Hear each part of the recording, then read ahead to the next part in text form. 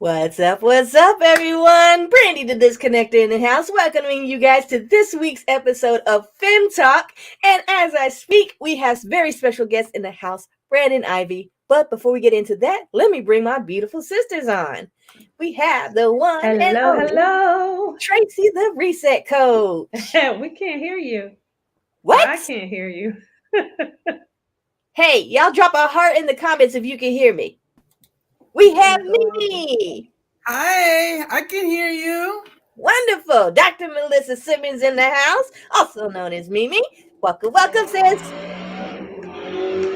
And she talks. Welcome, Sheila. How are you tonight? Hello. I can hear you fine. Fantastic. All right, we're going to let Tracy come back in just a moment. A little bit of technical difficulties, but y'all know how we do. We're going to keep it rolling anyways. So, y'all, before we roll into our conversation for the evening, the very first thing we do is touch on our very own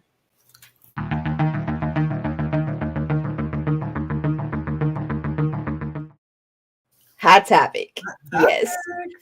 And the hot topic today, oh my God, guys. It's a heavy, hot topic. It is definitely a heavy, hot topic, y'all. I don't think you're ready for this one. So, recently in Brazil, a child was born weighing 16 pounds. And 24 inches. And that boy walked out 24 inches tall, okay? He a whole toddler already. Unbelievable. Feet long. I'm trying to mommy. Right. I read the story, y'all, and I was glad to find out that the baby was born via cesarean section. He was not born vaginally, which I'm sure that mother is very glad. And to add to that, guys, the baby was not even carried to term. They took him a little bit early. He was so large. Y'all, what do you think about our 16 pound boy? That's 2 times the baby I both of my kids were born at. So I can't imagine. Poor thing. I feel bad for her. How did she walk around like that? 16 pounds and 24 ounces. 24 inches. I tried to Google the mother. I don't know if this is her picture, but she's not a big lady. She's not a tall little girl. I wouldn't think so. And greetings, Marnita. So happy, excited to be here from Colorado. Yes, another Colorado sister queen in the house. But Tracy, what do you think about our 16-pound, 24-inch baby boy from Brazil? Ouch. That's a big baby. Listen, so happy that, she had a beautiful, healthy baby, but that was a very big baby at birth. I can't even imagine. And I had a C-section. My child was nowhere near 16 pounds. However, I can't even imagine. Of course, natural childbirth is unheard of with a baby that big. But I can't even imagine having a C-section because, when they do a C-section, they have to move things out of the way, right? Or certain organs, they have to move out of the way in order to get to the baby. Right. And then they have to put them back. So just imagine trying to take a 16-pound baby out of the womb. I can't. But interesting thing, too. This baby was 16 pounds. The record for natural born child is a 22-pound baby to an Italian mother back in 1955. Yes. Born naturally. And there's a close second in the United States, in New York State, at 18 pounds. Good gracious. Yeah. I can't even talk. I just got to shaking my head. Yeah. I have a girlfriend from New Jersey who had a 12-pounder, which I couldn't even imagine. Wow. I told my husband, I hope our child and children have my head because you got a giant dome. I don't want no parts of that. I want no parts of that. Oh my God, that poor mommy. So before we move any further, I want to welcome Marnita, Miss Regina, Miss Joyce, Janelle, and we have Jamie Lane in the house. Yes. Everybody not yet chimed in. Be sure to chime in the comments so we can acknowledge you guys being present. That's right. So before we move into the next thing as well, I wanted to remind everyone of next week's guest as well. We'll be talking about the faith reset in addition to tonight's reset, which is the financial reset. And what we're excited about in regards to that is one of our very own Sister Queen, Shamika Senegal, joining us for that show. So y'all definitely mark your calendars now. And of course, we'll be dropping that promo this weekend as well. So, ladies. Yes, darling. Are we to move into our special guest? Let's do it. Dollars and cents, baby. Listen, he's backstage right now. I got my notebook ready. I'm ready. Yes. Oh, thanks, sis. Make sure you get yourself a notebook and pen ready. Some knowledge and gems are about to be dropped tonight. Some major ones at that. So if you have been at all curious about the crypto space and how it can set you up financially, not only now, but definitely in the future, we all are looking to set up those legacies for our families. So get those pens, get those papers. I'm going to give y'all a couple of minutes while I introduce this gentleman by his bio. Give me 1 second. I got to hop on over here to it. So we have Brandon Ivey in the house. He is a husband and a father and graduate of Morehouse College with a degree in political science. As a 24-year veteran in the direct selling and network marketing space, he reached all of the top positions and titles in multiple companies, doing more than $50 million in sales. Wow. Brandon has also held the position of vice president of sales and marketing for multiple companies. And after retiring from the direct sales industry in 2017, he moved on to the cryptocurrency industry, where he began consulting and teaching cryptocurrency and holding Bitcoin boot camps around the country. Brandon is now the founder and CEO of Ivy League Crypto Academy, where he has created a platform and community of people to learn all about crypto and blockchain technology.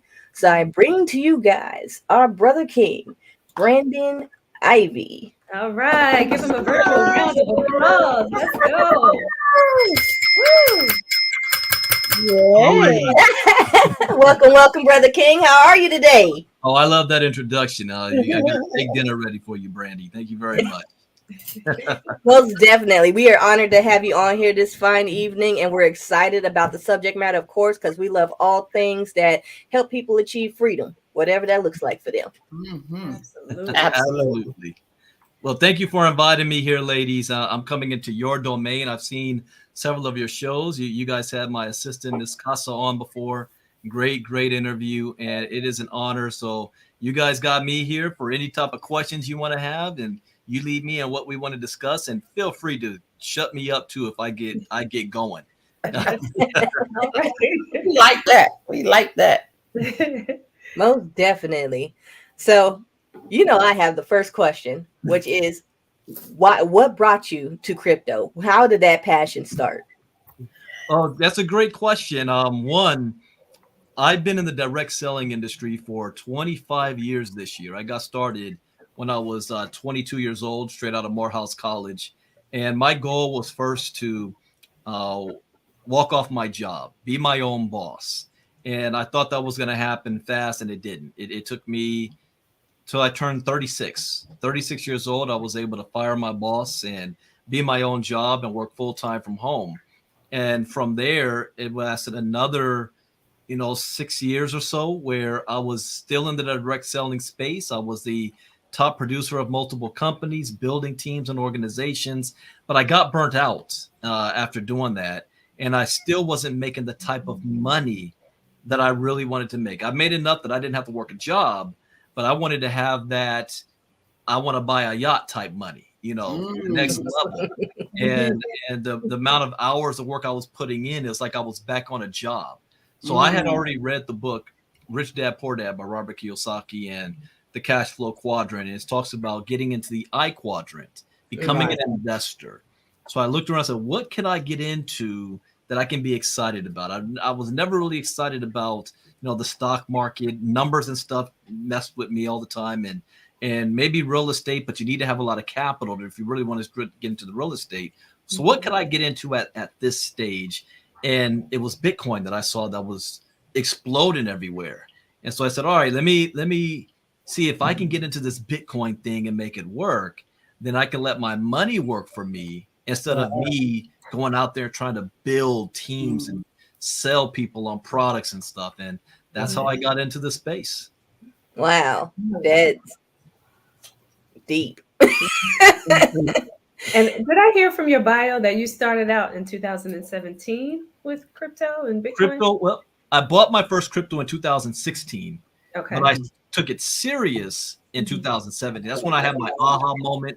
My head exploded, and I went full force into it. 2017. Okay. What was that moment like?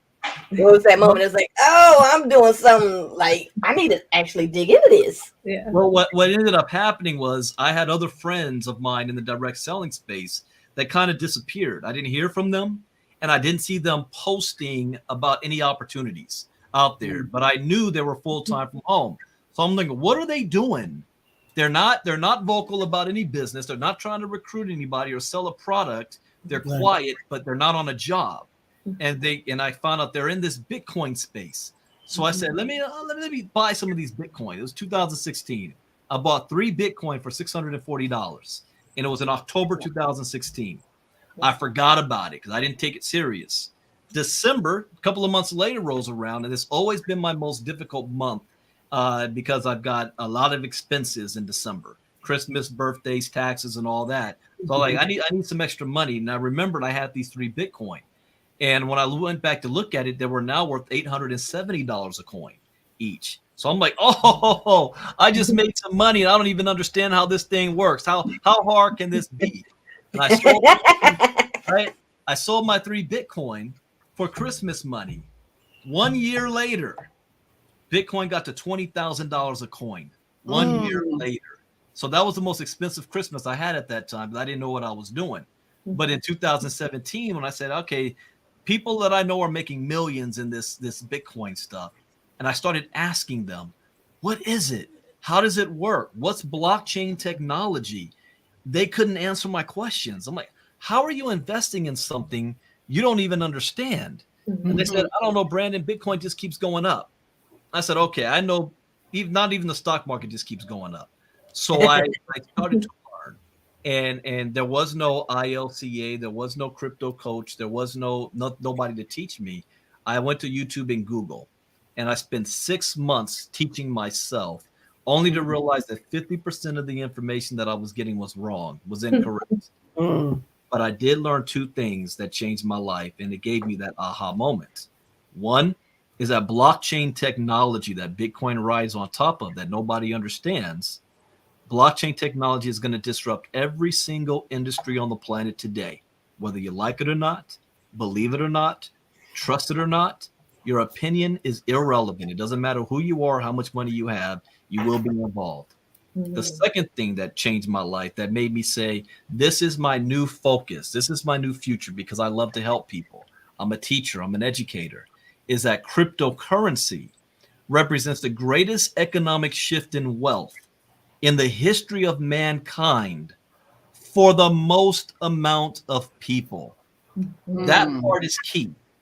We all studied history. There have been other economics chances and opportunities in the past that our grandparents didn't take advantage of, or if you look like me, were not allowed to take advantage of based on the color of your skin or whether you're a woman or not. You didn't have those opportunities. But because crypto, you only need 3 things: cell phone, access to the internet, and then the third thing, which is the most difficult, a willingness to learn. And most people don't have that. And if you have that, in this space, you can literally write your own check. I don't know why I'm coming through kind of dark for you guys. Let me turn on my little light here. But those 3 things I learned that changed my life. And I never looked back ever since then. There we go. So I have a question, because you said that it's going to disrupt every industry. Can you go into that a little bit more? Absolutely. Well, you got to think of when we're going through school, we're taught about different professions what do you want to be when you grow up? And you've got military. A lot of people go military. People say, I want to be a fireman, a police officer. I want to be a doctor or a lawyer. I want to be a teacher and an educator. Then as you learn that there are all the different fields out there, there's many different choices that we can make. Well, people look at Bitcoin like it's like it's money. They think crypto and blockchain is money, and it's not. You got to look at this space as technology. It's technology. So the internet, I think we all can agree, the internet disrupted everything when it came about, and it wasn't that long ago. It was in the 90s. I was a teenager and going through high school and college in the 90s. But I remember life before the internet. But can we imagine life right now without the internet? Oh, we lose Wi-Fi for 5 minutes. My house gets turned upside down. We don't know what to do. But blockchain is the next evolution of the internet. Blockchain is going to do what the internet was not capable of doing. And that is simply not just the share of information and copying of information, but also now the tracking and exchange, transfer of ownership digitally. Now we're able to eliminate the middleman, and the middleman is big industry. You know, the banks, judges, the lawyers. Businesses are in business to make money, not spend money. And if you can give them technology that allows them to save trillions of dollars, they're going to take it. So every industry, when one industry does it, the others are going to follow suit because they want to remain relevant. It's going to be, you're either going to be Blockbuster Video or you're going to be Netflix. And blockchain is Netflix. Yeah. It's a great analogy. Yeah, absolutely. Great analogy on that one. So talk to us a little bit about, like, explain blockchain for those who don't know. Yeah, blockchain is basically a ledger. You know, when you are working a job and you get paid, and when you get paid, you get direct deposit into your bank. Then you go onto your mobile app or the website, and you see a statement that shows every transaction you've done that month. And so that's how you say balance your checkbook. It's a ledger. It's a recording of all transactions. Or when you go to the grocery store or you're going shopping and you do a transaction between one person and another, and you're given a receipt. That receipt is proof of that transaction. Your bank statement is proof of all the transactions you did that's recorded. But you're using a third party, the bank, to record all of that. So you're trusting the bank's information. What if you have a dispute? If you have a dispute, let's say you bought some new jeans, ladies, and you decide to take it back to the store because the size isn't right, and they want to return it, and they say, yeah, give me your receipt. And you say, I lost the receipt. I just want to return it. No, we need your receipt. Well, look at the camera. I was just here yesterday. You're the one who sold it to me. I understand that, but I need your receipt. I need the proof. Well, then you go through, you need a third party. You need to get, that's when the lawyers come in place. That's where the judges come in place to settle a dispute between two people because you didn't have the ledger. So you got to trust the central authority, the banking system, to keep that ledger. What the blockchain does, it makes that ledger now decentralized, meaning that it's not just recorded on a bank statement. It's not just recorded on a receipt. It is recorded on every single computer in the world, millions of computers that's recording that transaction. So now it's immutable. Now it can never be challenged. You can't say this didn't take place. There's proof. It also can't be changed. You know, you've got, one thing about humans is we're not always trustworthy. We're not always doing the right thing as we should. Greed gets into play. And so people can always, mark up the books, change the books. But with the blockchain, you can't. Once it's there, it's like writing in cement. Our ancestors had something in mind when we can go back and look at Mesopotamia and all the clay tablets. They wrote it in stone. Once it's in cement, you can't erase it. We're actually going back to that, where the blockchain is writing all of our transactions on wet cement stone that can't be erased. It can't be changed. So that's essentially the blockchain. It records transactions or data. Once that block fills up, it's closed, it's cemented, it's stored, and then a new block comes, and now that one starts to fill up. Like I don't save anything on my computer hard drives. I use external drives. When one fills up, I unplug it, I plug the next one in. When that fills up, I unplug it. I'll plug the next one in. That's why it's called the blockchain, and it's open source. Everybody could see what's going on the blockchain, but you don't know who is doing those transactions. It's anonymous. So that's how that works. Oh, so okay, wait, I got a question. Right? So it being anonymous, what's the concern there? Well, the concern would be from governments. The governments don't like anonymity. Right. They like control. And in the United States, we have laws called KYC, which is Know Your Customer, or AML, Anti-Money Laundering Laws. Right. And this is for, they want to make sure you're not doing any terrorist activities or messing around with Al-Qaeda, or you're doing drug trafficking, or the government puts sanctions on Russia that you're not avoiding the sanctions. So whenever you're dealing with money and the government doesn't know what you're doing with that money or where it's going, they don't like that too much. So that is their concern. For us, it's not a concern. It's privacy. You don't need to be in my business. I can spend my money as I want. How many times have we heard people go to the bank? They want to pull out $100,000 and the bank says, why? Are you sure? You need to fill out this paperwork. Why do I need to tell you? It's my money. Give me my money when I want it. I don't need. It's not your business what I do with it. You just accept your fee, because they charge us for the privilege of holding our money. Then they charge us the privilege when we want to pull it out. That's all you need to be concerned with. So for us, it gives us privacy, anonymity, and we can do what we want, when we want, how we want, without Big Brother looking over our shoulder. I got a question. There's digital currencies being created by governments, and then there's the blockchain and cryptocurrencies. Do the two intersect, and do that one has to do with the other? Well, one is knowing that they're the difference. Get used to the word CBDC. That stands for Central Bank Digital Currency. That is going to be a household name. And what everybody, just like we say cash, we know that money, this piece of paper is cash, right? Well, the future is going to be all about this. They're going to digitize your dollar. There's going to be no more physical cash, and it's going to be called CBDC. Every bank, that is a digital currency, meaning that it is just digitized.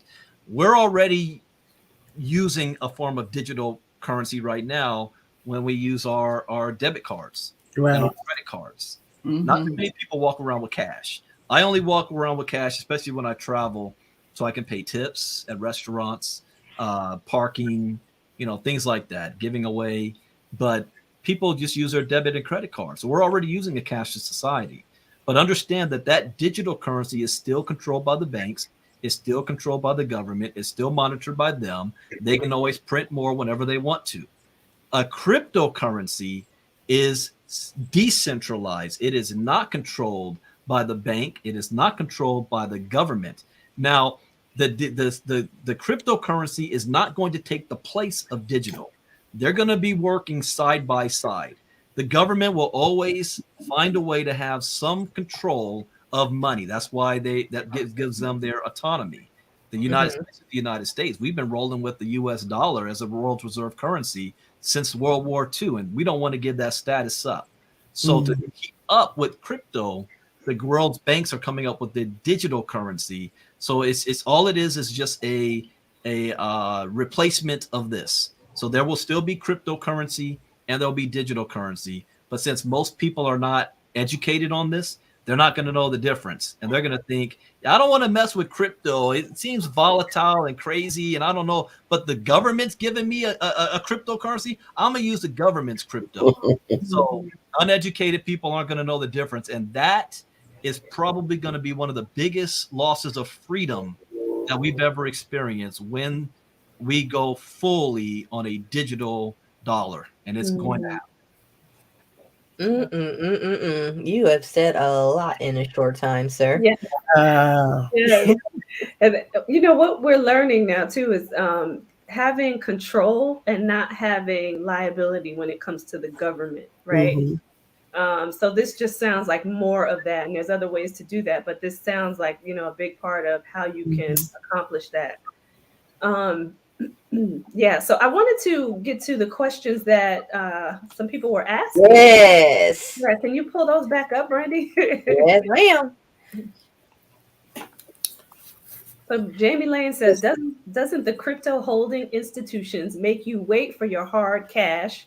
Question number one, and then you can't just pull out 100K as your bank example, or is it that easy? All right. Doesn't the crypto holding institutions, if you put that question back up there, just real Yeah. quick for me, make you wait for your hard cash? Well, Like, one, the crypto transactions are instant. There is no waiting. The only waiting in crypto transactions is due to congestion, meaning it's like sending an email. You don't need permission from a government to send crypto. You don't need permission from Western Union or a bank. You get somebody else's address, you send it to them, they get it almost instantaneous with a small transaction fee. When it Mhm. comes to if you want to transfer that into cash, then depending on whatever agency you're using to what we call offload your crypto back into fiat money, some can take within 24 hours, others can take within 4 to 7 business days, depending on if you're brand new to that agency and they don't know you yet, they don't know your transaction history, or if you're like me, I do transactions less than 24 hours, it's in my bank account. Now, the reverse, let's say you want to use fiat money to actually purchase Bitcoin and crypto. Again, it depends on the agency. The most popular in the United States is Coinbase. Coinbase, once you attach your bank account to them, you do the KYC, you purchase your Bitcoin. It happens almost instantly. Now, some of them may limit you. Like we did a training tonight, I was reminded one service with uphold.com. If you were to purchase Ethereum, for example, using fiat money from your bank, Ethereum puts a 45-day hold before you can actually move that Ethereum anywhere. It's got to sit in that account for 45 days before you can do anything with it. So it depends on whichever exchange or agency that you're using for that. I wonder Yeah. if that's a sign of the potential value of a cryptocurrency when they place those types of holds on anything. Well, it's based on depending on the government, and sometimes they like crypto, sometimes they don't. That's why they're coming up with their own. If they look at it as a threat, which they don't see it as a threat anymore, they see it as an opportunity. The early days of crypto, they saw it nothing but a threat because they don't control it, and they didn't bring it about, and people are able to do what they want when they want. That's a threat. We got to either ban it, shut it down, block it, make it illegal, do whatever we can to discourage the use of it. But the genie's out of the bottle now. They can't put it back in. And the control comes when you're trying to exchange it, right, into cash, basically, right? That's where the control lies. But 1 minute, Mimi, because I just want to ask something really quickly. When it comes to, because you said the CBDC is not going anywhere, right? But how long do you think it will take for, industries to start accepting, like we heard, okay, Tesla's taking Bitcoin now, right? For industries to start accepting cryptocurrency more vastly, right? Because so many people are starting to get into it and people don't want the government to have control. So for us to be able to have the exchange of crypto in most industries, how long do you think that will take? Well, industry to industry, crypto to crypto transactions, probably 5 to 10 years off. Right now, you don't need to. Because if I have a crypto.com debit card, right? So I'm in Los Angeles. You guys watch the Lakers play. It used to be called Staples Center. The building is now crypto.com arena. Right. I can have crypto on this card. I can go to a restaurant. I can go to the grocery store because it's a Visa card. And I can make a purchase, but the store is not getting my crypto. At the point of sale, it transfers the fiat money. This agency does it. So the corporation is getting actual cash, not crypto. Tesla came out, said, we're now going to do, you can buy Tesla with Bitcoin. You don't have to transfer it into cash yet. And then they reversed that. So they're still trying to figure out how they want to do that. There's some homes, you can buy houses with crypto. Some of the Ivy League schools, parents are paying their tuition of their children in crypto. That was 5 years ago.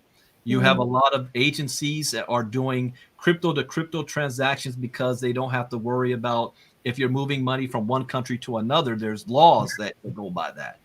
If you want to move 50 million from Canada into Mexico, that doesn't happen instantly. You know, that can be days, and it may be 2% transaction fee. But what if you use crypto? It's instant. So you've got companies or coins out there like Ripple, for example, where their purpose and design is to do business B2B transactions cross border. Then you have a coin like Ethereum, where its design is to create smart contracts that businesses can use using their own internal tokens to transfer assets from one entity to another and then reconvert it on the other side. So let me give you an example of this transaction. Let's say you've got business A in France, you've got another business in Mexico, and you need to get $50 million there ASAP, and you've got cash. Well, normally, if you got the euro and you got to transfer into the peso, that's a whole process. There's a lot of fees. But what if you use a smart contract and you're using the token underwritten by that smart contract? Instead of them transferring the euro into pesos, they just purchase crypto, Ethereum, Ripple, whatever token, transfer it to whatever account on the other side, and then that side sells it into pesos. And that happens instantly instead of 7 days. So by the time this mass adoption happens, I give it about 5 years. Okay. Thank you. That's craziness, man. Yeah. So y'all stay tuned. We're going to get into some more of these questions, but in the meantime, we're about to jump into a quick commercial break. So stay tuned. We will be right back.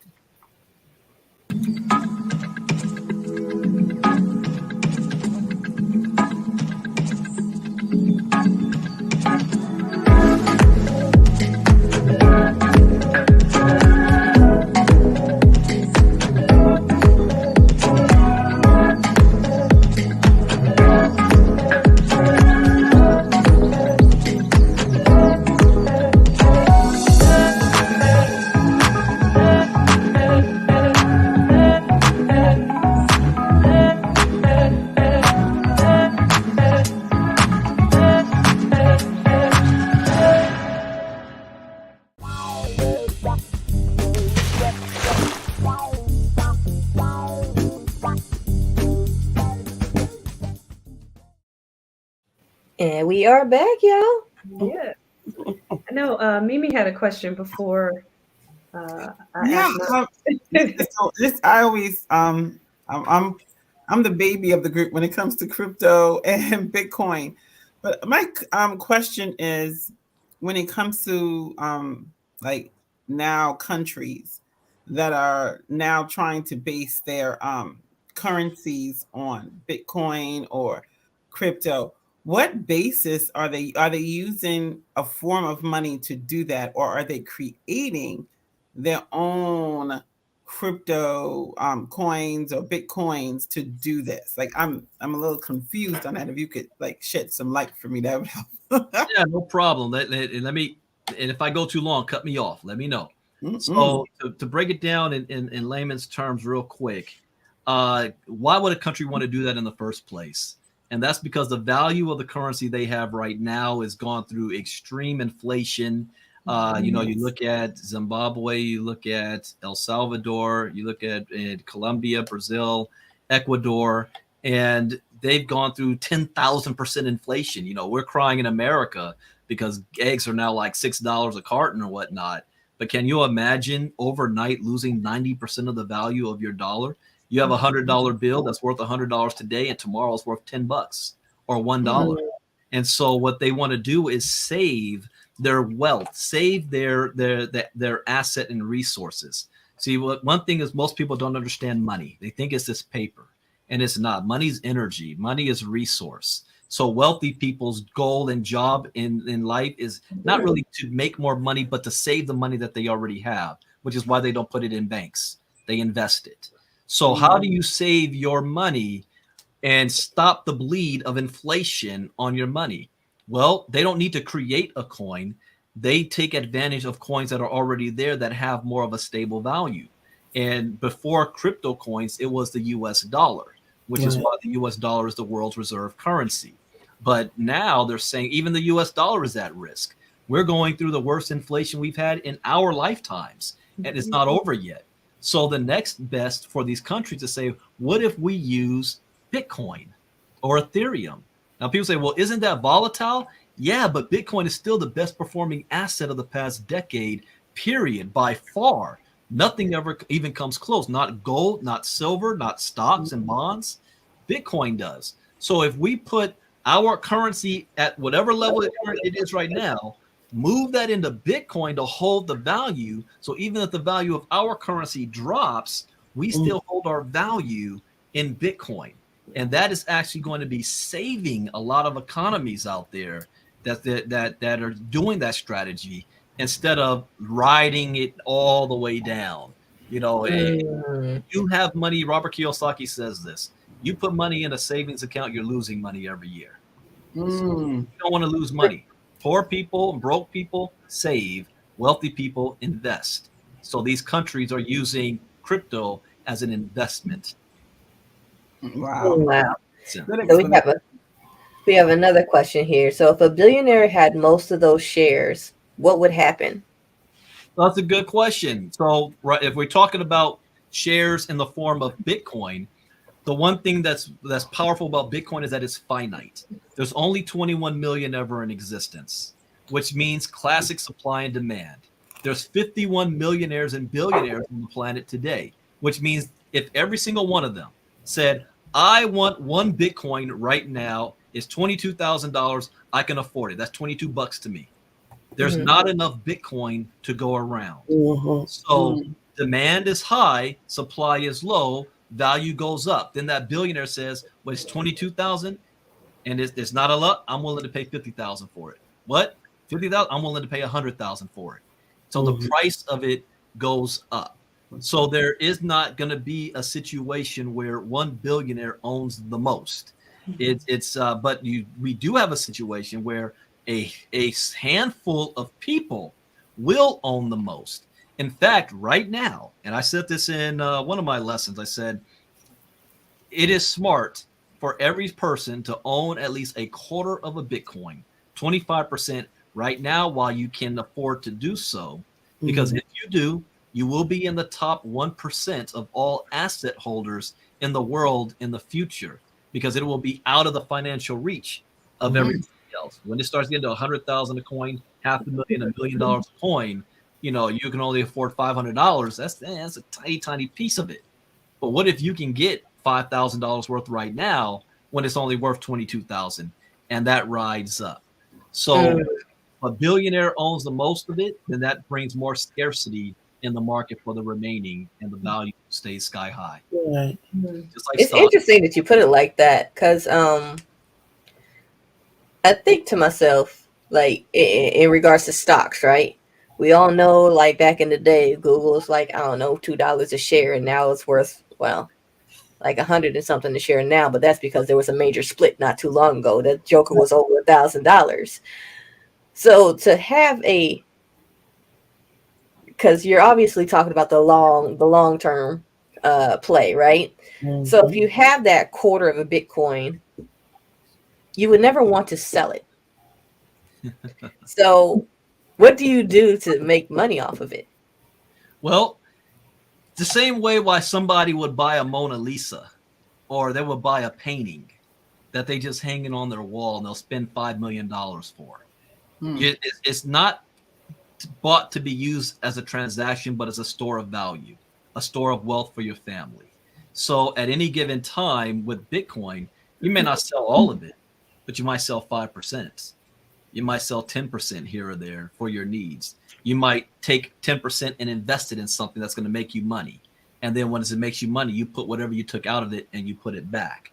So Bitcoin should not be seen as day-to-day money transaction to go buy some milk.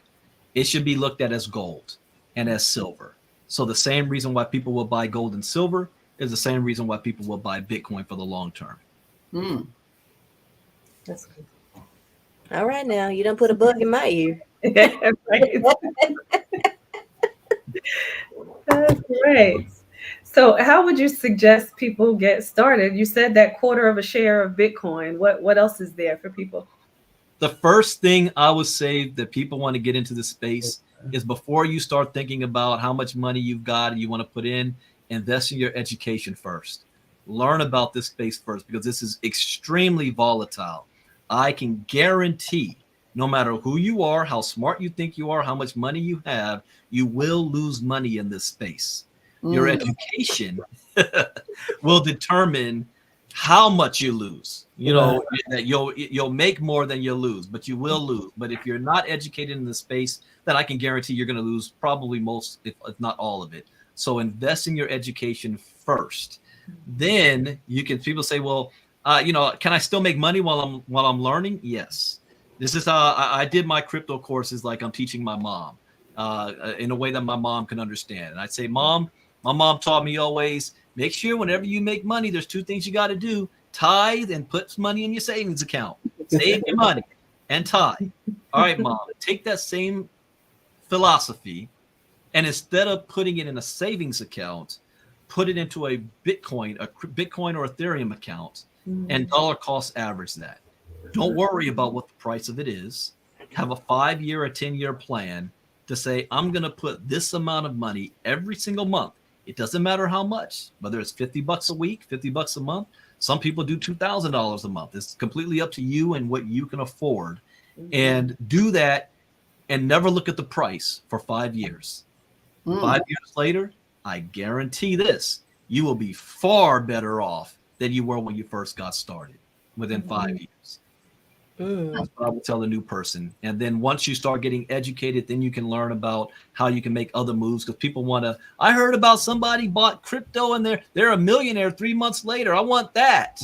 Well, you got to get educated first, so you know how to make those moves and know when to get in, when to get out, and what type of risks you can take and you can handle. So we can't let this go by because we know you have an academy. So when you're saying get educated, please tell people how they can connect with your academy so that they can get educated. Well, absolutely. Well, one, for the FEM Talk crew, you go right through Brandy the Disconnector because she's a part of our ILCA community. And so what I did was the reason why my courses came to be was back in 2017 when Bitcoin reached its all-time high of $20,000. I got a little bit lucky because I rode that wave. But I only started with $30 and my knowledge. That was it. People think that I started with 50,000, 100,000. I didn't. $30. And I turned that $30 into 6 figures in 3.5 months. And then in 2018, in January, Bitcoin started to come down all the way. It got all the way down to $3,000 a coin.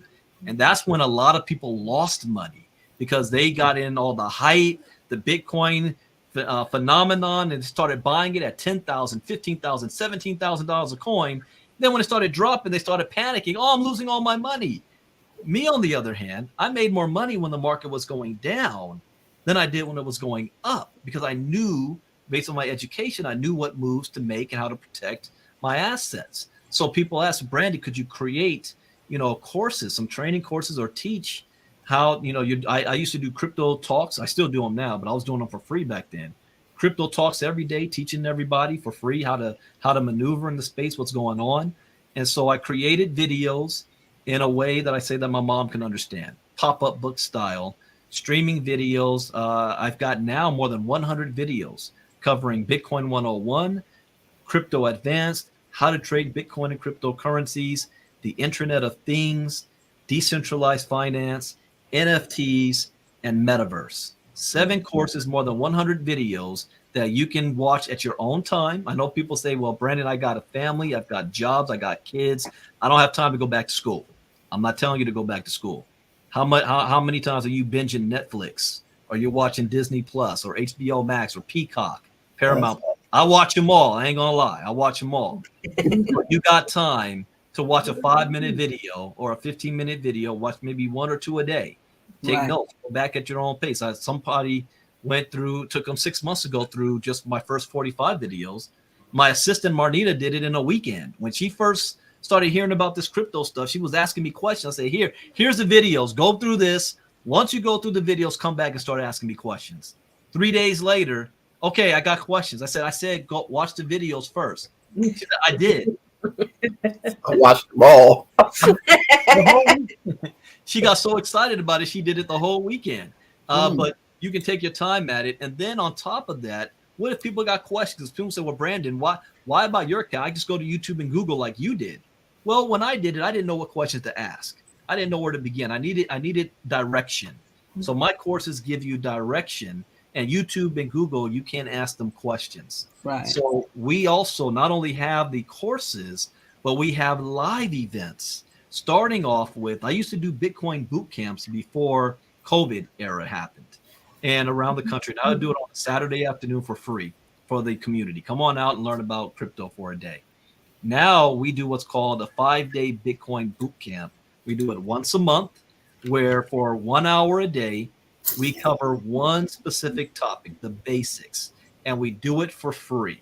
There's no charge. Anybody that wants to learn about Bitcoin and crypto, you can come out, watch our streaming video for 1 hour, and you can learn about it. And then we also have a crypto talks that I do every single day, almost except for Friday and Sunday. And I do live trainings. Like tonight, we just finished a live class where I take a lesson from the videos. So people say, Brandon, I got the videos, but I'd rather do it live with you. So I do that lesson live, and then we do Q&A. You can ask questions. And our next 5-day challenge, we're going to do something special because in honor of Black History Month, we're going to do an all Morehouse. I'm a Morehouse man, so I got my Morehouse brothers. I got Dr. Byron Nelson, 8-figure earner. He's grossed in his career probably close to $1 billion in sales. He's a panelist. Then I've got Professor Oscar Sistrunk from Morehouse College. He taught there for since the 70s. He's been teaching at Morehouse. Then I have author Eric Guthrie, who's authored 3 to 4 books, and he travels the country to blockchain expos and do his interviews on crypto. I have my Morehouse freshman roommate, Lamar Slater, who 2 years ago, he was named Morehouse Alumni of the Year in the United States. And I might have a few other special guests. So each night we're going to have a different panelist that's going to share their story, their success, how they did it, why they feel that crypto is the future. And then we're going to go cover a lesson, and then we do Q&A afterwards. So that's how you get involved with our community. So I would say you want to go through Brandy. Brandy will give you guys the link and get that out there for you guys to register and be enrolled in our community. I love it. Love it. That's awesome. Yeah. So we're coming down to the last 5 minutes of the show. So what would you give everybody in 5 minutes that you can, right? I know this takes longer than 5 minutes, but what would you give 5 minutes? Yeah. Here's what I would say.